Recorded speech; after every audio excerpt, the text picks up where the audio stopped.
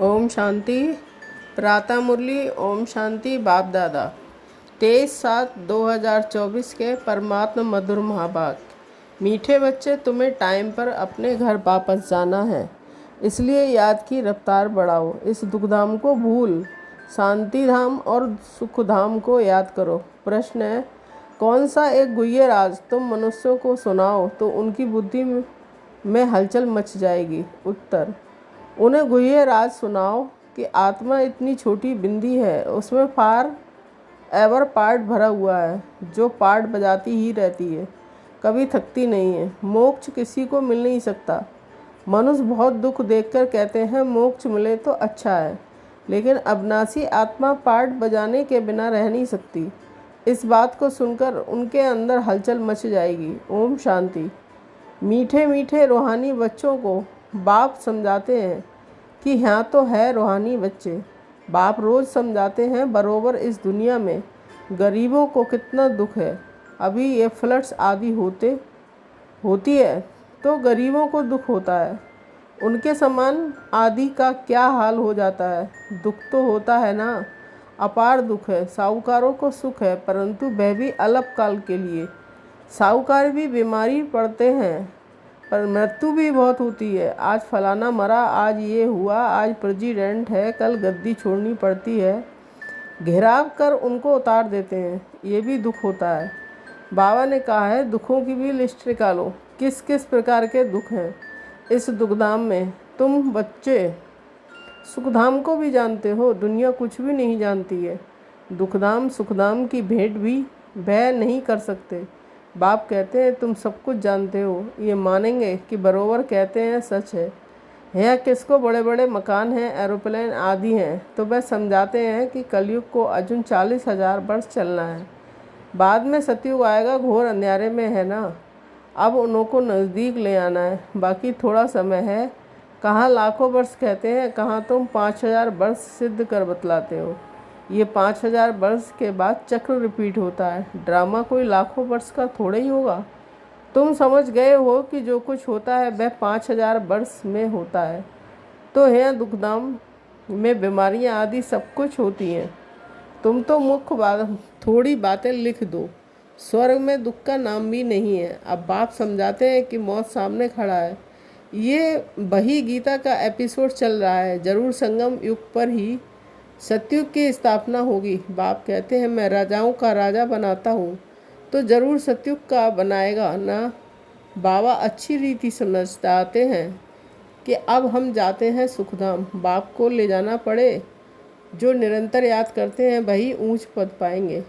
उसके लिए बाबा युक्तियाँ बतलाते रहते हैं। याद की रफ्तार बढ़ाओ। कुंभ के मेले पर भी टाइम पर जाना होता है।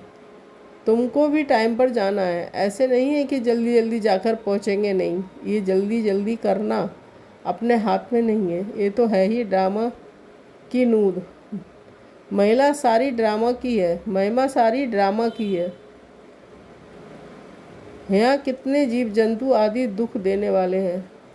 सतयुग में ये होते नहीं हैं। अंदर ख्याल करना चाहिए कि वहाँ ये होगा। सतयुग तो याद आता है ना। सतयुग की स्थापना बाप करते हैं। पिछाड़ी में सारा नटसेल में ज्ञान बुद्धि में आ जाता है। जैसे बीज कितना छोटा, झाड़ कितना बड़ा है। वह तो है जड़ चीज़ें, ये है चेतन।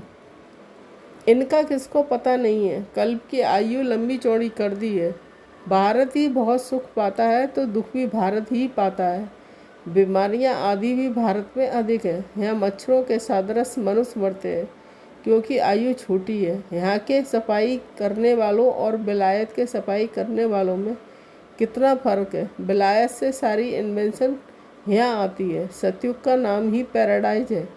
वहाँ सब सत्व प्रधान है। तुमको सब साक्षात्कार होंगे। ये है अब संगम युग, जबकि बाप बैठ समझाते हैं, समझाते रहेंगे, नई नई बातें सुनाते रहेंगे। बाप कहते हैं दिन प्रतिदिन गुह्य बातें सुनाता हूँ। आगे थोड़ा ही पता था कि बाबा इतनी बिंदी है, इसमें सारा पार्ट भरा हुआ है।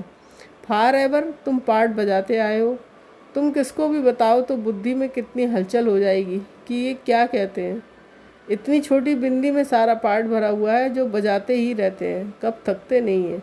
किसको भी पता नहीं है, अभी तुम बच्चों को समझ पड़ती है कि आधा कल्प है सुख, आधा कल्प है दुख। बहुत दुख देख कर ही मनुष्य कहते हैं कि इससे तो मोक्ष पा ले। जब तुम सुख में शांति में होंगे तो वहाँ थोड़ा ही ऐसे कहेंगे। ये सारी नॉलेज अभी तुम्हारी बुद्धि में है। जैसे बाप बीज होने के कारण उसके पास सारे झाड़ की नॉलेज है, झाड़ का मॉडल रूप दिखाया है, बड़ा थोड़ा ही दिखा सकते हैं। बुद्धि में सारी नॉलेज आ जाती है तो तुम बच्चों की कितनी विशाल बुद्धि होनी चाहिए, कितना समझाना पड़ता है। फलाने फलाने इतने समय बाद फिर आते हैं पाठ बजाने। ये कितना बड़ा ह्यूज ड्रामा है। यह सारा ड्रामा तो कभी कोई देख भी ना सके। इम्पॉसिबल है, दिव्य दृष्टि है तो अच्छी चीज़ देखी जाती है। गणेश हनुमान ये सब हैं भक्ति मार्ग के। मनुष्य मनुष्यों की सफाई, मनुष्य मनुष्यों की भावना बैठी हुई है तो छोड़ नहीं सकते। अब तुम बच्चों को पुरुषार्थ करना है। कल पहले मिसल पद पाने के लिए पढ़ना है। तुम जानते हो पुनर्जन्म तो हर एक को लेना ही है। सीढ़ी कैसे उतरे हैं ये तो बच्चे जान गए हो। जो खुद जानते हैं वह औरों को भी समझाने लग पड़ेंगे। कल पहले भी यही किया होगा, ऐसे ही म्यूजियम बनाकर कल पहले भी बच्चों को सिखाया होगा। पुरुषार्थ करते रहते हैं, करते रहेंगे। ड्रामा में नूद है, ऐसे तो ढेर हो जाएंगे। गली गली घर घर में ये स्कूल होगा।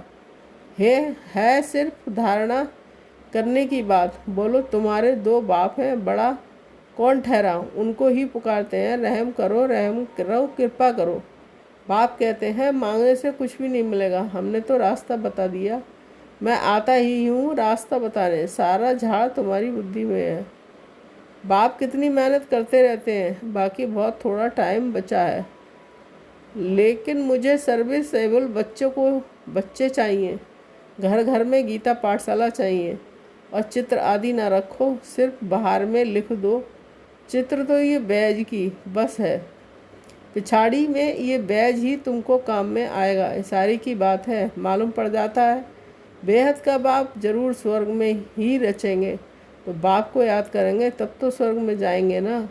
ये तो समझते हो कि हम पतित हैं, याद से ही पावन बनेंगे, और कोई उपाय नहीं है। स्वर्ग है पावन दुनिया, स्वर्ग का मालिक बनना है तो पावन जरूर बनना है। स्वर्ग में जाने वाले फिर नरक में गोते कैसे खाएंगे? इसलिए कहा जाता है मन मना भव।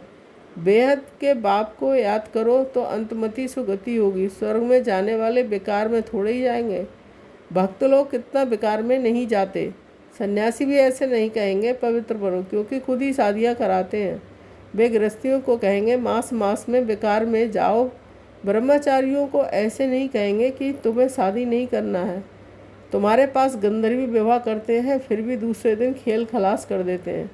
माया बहुत कशिश करती है तो भी पवित्र बनने का पुरुषार्थ इस समय ही होता है। फिर है प्रारब्ध। वहाँ तो रावण राज ही नहीं है, क्रिमिनल ख्याति ही नहीं है। क्रिमिनल रावण राज बनाता है, सिविल से बाबा बनाते हैं। ये भी याद करना है। घर घर में क्लास होगा तो सब समझाने वाले बन पड़ेंगे। घर घर में गीता पाठशाला बनाए, घर वालों को सुधारना है। ऐसी वृद्धि होती रहेगी। साधारण और गरीब वह जैसे हम जिन्स ठहरे। बड़े बड़े आदमियों को छोटे छोटे आदमियों के सत्संग में आने में भी लज्जा आएगी, क्योंकि सुना है ना कि जादू है, भाई बहन बनाती हैं। अरे ये तो अच्छा है ना, गृहस्थी में कितने झंझट होते हैं, फिर कितना दुखी होते हैं कि ये है ही दुख की दुनिया। अपार दुख है, फिर वहाँ सुख भी अपार होगा। तुम कोशिश करो लिस्ट बनाने की, 25-30 मुख्य दुख की बातें निकालो। बेहद के बाप से वर्षा पाने के लिए कितना पुरुषार्थ करना है। बाप इस रस के द्वारा हमको समझाते हैं कि ये दादा भी स्टूडेंट है, देधारी भी स्टूडेंट है। टीचर पढ़ाने वाला विदेही, हमको भी देही विदेही बनाता है। इसलिए बाप कहते हैं शरीर का भान छोड़ो जाओ। ये मकान आदि कुछ भी नहीं रहेगा, वहाँ सब कुछ नया मिलेगा। पिछाड़ी में तुमको बहुत साक्षात्कार होंगे, ये तो जानते हो। उस तरफ विनाश बहुत हो जाएगा, एटॉमिक बॉम्ब्स हैं। यहाँ के लिए रक्त की नदियाँ, इसमें टाइम लगता है। यहाँ का मौत बड़ा ख़राब है। ये अविनाशी खंड है। नक्शे में देखेंगे कि हिंदुस्तान तो एक जैसे कोना है। ड्रामा के अनुसार यहाँ उसका असर आता ही नहीं है। यहाँ रक्त की नदियाँ बहती हैं। अभी तैयारियाँ कर रहे हैं। हो सकता है कि पिछाड़ी में इनको बॉम्ब्स भी लोन देंगे। बाकी ये बॉम्ब्स जो फेंकने से ही दुनिया ख़त्म हो जाए, वह थोड़े ही लोन पर देंगे, हल्की क्वालिटी के देंगे। काम की चीज़ें थोड़े ही किसको दी जाती हैं। विनाश तो कल पहले मिसल हो ही जाना है। नई बात नहीं है। अनेक धर्म विनाश, एक धर्म की स्थापना। भारत खंड कभी विनाश हो नहीं पाता। कुछ तो बचने ही है। सब मर जाएं तो फिर तो प्रलय हो जाए। दिन प्रतिदिन तुम्हारी बुद्धि विशाल होती जाएगी। तुम्हारे बहुत रिगार्ड रहेगा। अभी इतना रिगार्ड रखो।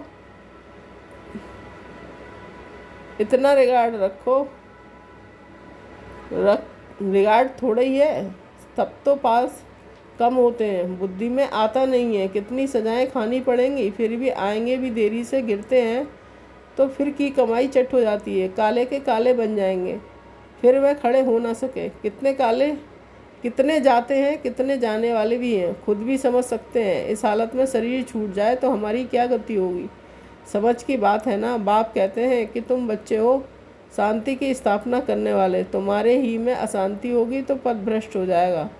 किसको भी दुख देने की दरकार नहीं है। बाप कितना प्यार से सबको बच्चे बच्चे कहकर बात करते हैं।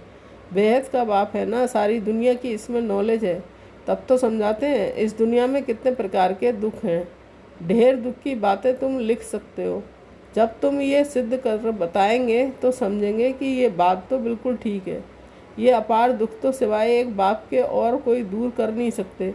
दुखों की लिस्ट होगी तो कुछ ना कुछ बुद्धि में बैठेगा, बाकी तो सुना अनसुना कर देंगे। इसके लिए ही गाया जाता है, रीढ़ भेड़ क्या जाने साज से। बाप समझाते हैं तुम बच्चों को ऐसा गुलगुल बनना है, कोई अशांति जिंदगी में नहीं आनी चाहिए।